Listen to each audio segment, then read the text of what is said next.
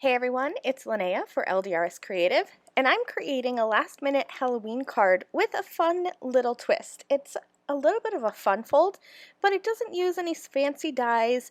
It's really just adding one simple score line.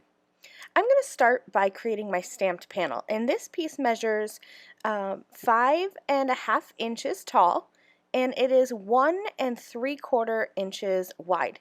I really only need this piece to be about 1.5 inches wide, but I thought a little extra couldn't hurt. I have the Halloween party stamps, and I'm going to just arrange these little critters across this panel of cardstock. I have stamped them in Raven Hybrid ink, and I'm leaving my panel taped inside of my stamp platform.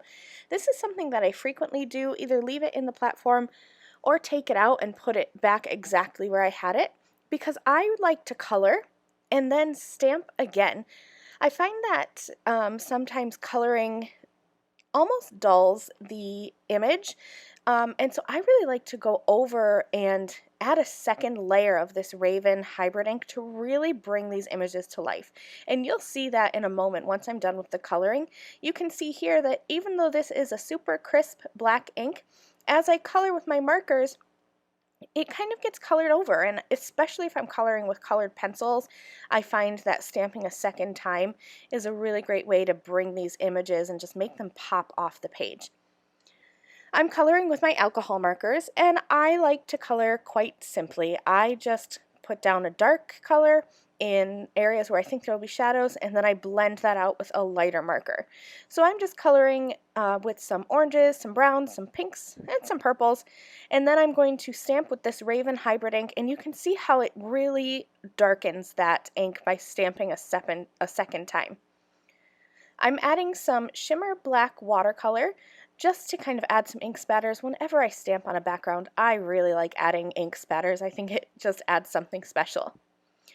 Alright, so here's where we're going to make the fun fold. I have a card base that I would call a landscape style card base. So it's a piece of cardstock that is 5.5 by 8.5. I've already scored it at 4 1/4 because I always pre-score all of my card bases. Then I'm going to open this up and I'm going to score it again at the 2 3/4 inch mark, which is really 1.5 inches from one end of the cardstock. So now I have almost like a Z fold card. I have that extra score line, and I have it so that it is 1.5 inches from the center fold of my folded card base. You'll see why in just a minute. I'm actually going to be adhering that down, so that this is kind of just a fun little opening for the card. I grabbed my large word Halloween dies, and I cut the trick or treat from white cardstock, and I cut the shadow from a lime green cardstock to match the little lizards on my colored background. I'm going to add just some little tiny dots of glue and adhere these two pieces together. That stamped panel is going to go on the left side of my card, and the die cut is going to fit perfectly on the right side. But I thought I'd add some ink blending. So I have a pink ink here, and I'm just using a blending brush and a light hand, not adding any pressure onto the head of my blending brush. And I'm going to add a little halo of ink. In the end, I really didn't like the pink. It was looking too watermelon-y with the green background, so I switched it out for in-your-face orange. Now I've added some adhesive onto that 1.5 inch flap that's on the side of my card. Not really a flap, just where the fold is. And I've added my stamped and colored panel onto the side, trimmed off the excess. And now I have a 1/8 inch strip of black cardstock. This is just going to give a finishing edge. I've die cut this with the 1/8 inch A2 background strip, so it'll be perfect for the height of my card. And I'm going to adhere that right along the line of my stamped panel.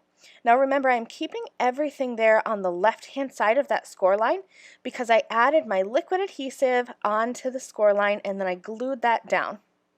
So this is my finished card, which you can leave just as is with that fun little opening, but I decided I wanted to add a little black trim.